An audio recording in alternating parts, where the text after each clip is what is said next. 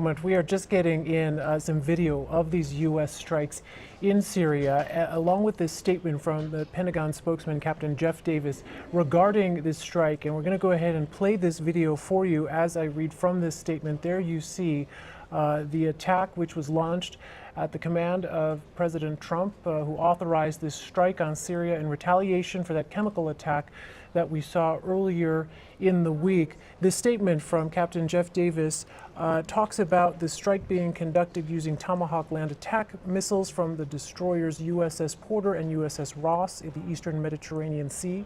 A total of 59 missiles targeted aircraft, hardened aircraft shelters, petroleum and logistical storage, ammunition supply, bunkers, air defense systems, and radars. Now, this is the statement talking about possible collateral damage here. As always, the U.S. took extraordinary measures to avoid civilian casualties and to comply with the law of armed conflict. Every precaution was taken to execute this strike with minimal risk to personnel at the airfield. This statement goes on to talk about Russian forces were notified in advance of the strike using the established deconfliction line. U.S. military planners took precautions to minimize risk to Russian or Syrian personnel located at the airfield. We are assessing the results of the strike. Initial indications are that this strike has severely damaged or destroyed Syrian aircraft and support infrastructure and equipment at the Sharat airfield, reducing the Syrian government's ability to deliver chemical weapons. The use of chemical weapons against innocent people will not be tolerated. Charles, let me go to you.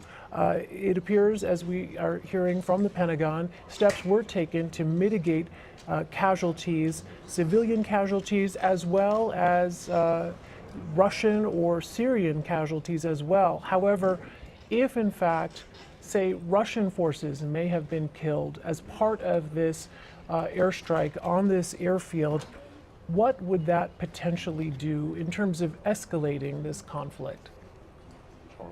Well, I think if Russian forces were killed, I think it would certainly force Moscow to consider having to respond in some kind of aggressive way. But I think that's precisely why all kinds of various attempts will have been made on the U.S. side to have prevented that kind of a scenario from taking place.